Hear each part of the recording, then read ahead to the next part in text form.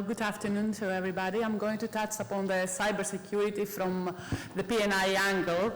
And since my colleague from North of England before went through the P&I insurance cover in detail, I'm just going to mention that we are here to cover third-party liabilities. And the types of liabilities you shared before, usually they are listed within the rules. But what you have to keep in mind is that there is a unique feature with the P&I insurance, and that is the mutual concept. In effect, a member is liable and responsible and also shares the same risk and responsibility with its fellow members. So in essence, P&I insurance was created by ship owners for ship owners.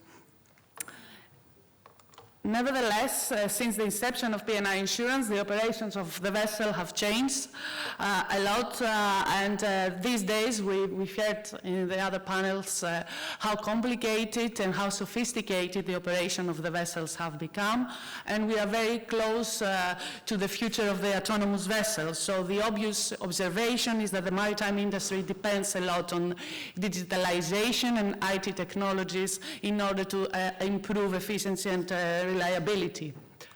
And the same goes for the cargo operations. Years ago, they used to depend more on the human labor and manual methods, and handling of the cargo has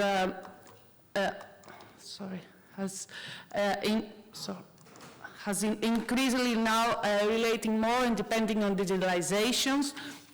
I'm sure that we can all recall the incident with Maersk back in June 2017, which caused a huge disruption globally to the terminals worldwide, and the accumulated loss exceeded $300 million.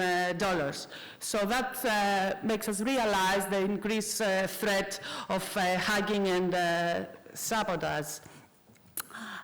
So one common element, though, that we have between the P&I insurance and the cyber threat is what we also discussed before, the human element. In the P&I insurance covering third-party liabilities, most of the majority of the incidents are caused by human error.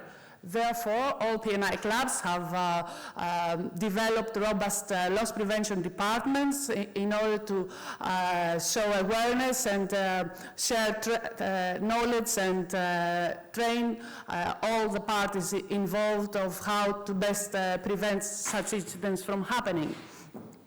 When it comes to the cyber attack, there is a gap there, and that's why the cyber threats and the cyber risk have been able to get around the globe so quickly within the last few years.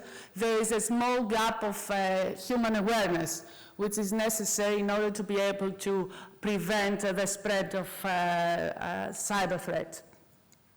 Over the last decade, you will notice here that there has been a rapid increase, and at an alarming rate, actually.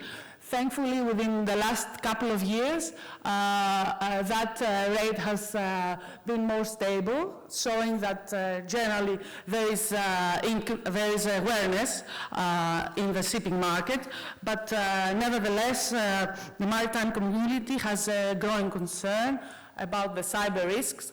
And that's mainly due to the fact that 50,000 vessels are at port or at sea at any given time. And reportedly, worldwide, there will have nearly 17 million attacks on a weekly basis. That gives you a clear picture of how important cybersecurity is.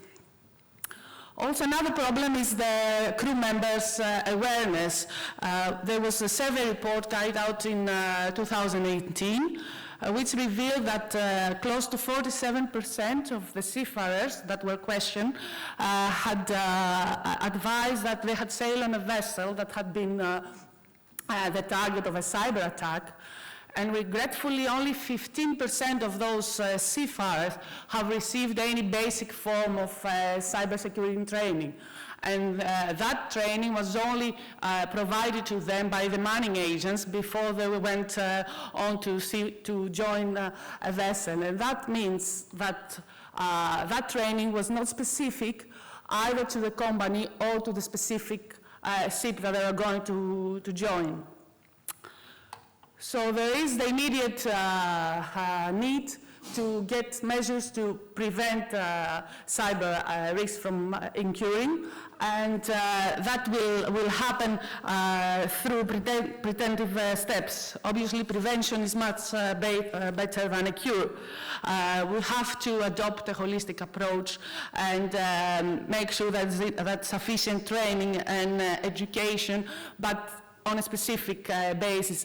And every party needs to assess the risks and work towards training to that effect. The maritime industry should be well equipped to deal with the future cyber challenges as well, such as the one with fully autonomous vessels. We heard from the previous panels that there is a lot of risks, unknown risks right now that remain to be seen. From the club's perspective, we have a strict policy in line for all employees to get sufficient and very specific training to our needs, and also get qualifications. So we heard the vulnerability to the previous panel as well. The fact is that the cyber threats are constantly evolving. Hackers seem to be always on top of things in relation to new technologies. So the market players need to enhance their defenses by assessing their systems and the risks, and be able and alert to spot any red flags. When it comes to P&I insurance and how we can possibly respond to a cyber risk event, one that materializes, obviously we have to treat each and every case on its own facts. And just to give you a few examples, so we have created a couple of scenarios for you. The first one is related to unauthorized access into an agent's system, and meaning that when a SIM owner tries to remit funds into his agent's bank account, these funds end up to be redirected to the hacker's bank account. That is obviously an act of fraud, and which causes economic losses to the owners. Unfortunately, these losses fall outside the P&I cover, but still we are able to provide assistance within the context of FD&D insurance, taking legal action in order to be able to recover those misdirected funds.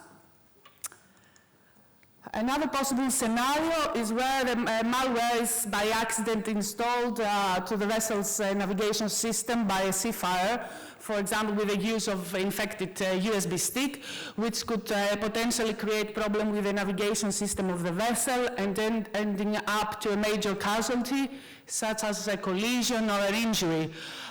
In this situation, we have the common element, which is the human error, and therefore the P&I insurance will respond as usual. But this is a case which could have been prevented by using the main principle of loss prevention, which is training and having strict policies in line.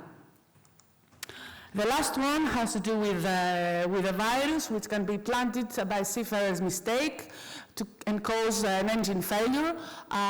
This delay cost that will be incurred by the ship owner due to the disruption to the vessel operation will fall outside the P&I cover. So due to this extensive development on cyber risks, all the international maritime organizations have been very promptly responded by issuing guidelines and initiatives to the members and to the industry.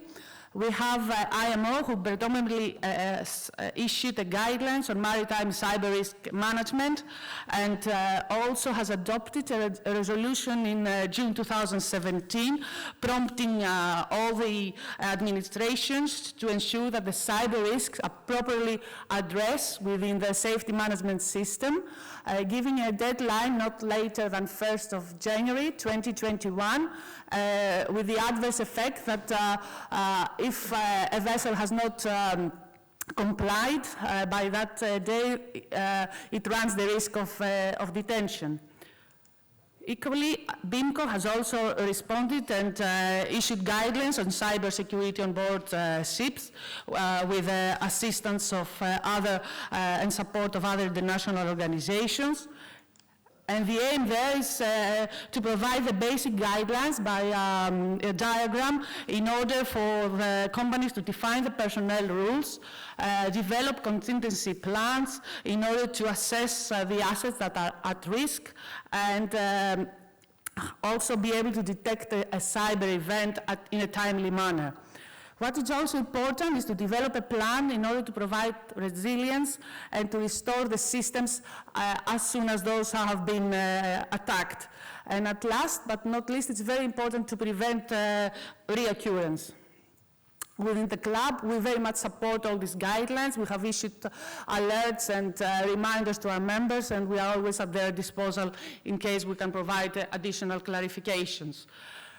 And the last initiative taken by BIMCO is the Cybersecurity Close 2019, which actually aims to spread awareness to all contractual parties in the charter party, the owners, the charters, and the brokers, in order to give them, to push them to create systems to eliminate the risk of a cyber event occurring, but even in case this this event does occur, to be able to mitigate the adverse effects.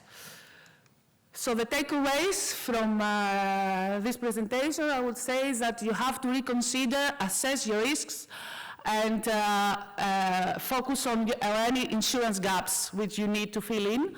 Always have in mind that although there's no cyber exclusions within your P&I cover, nevertheless, the P&I insurance won't be able to cover each and every scenario.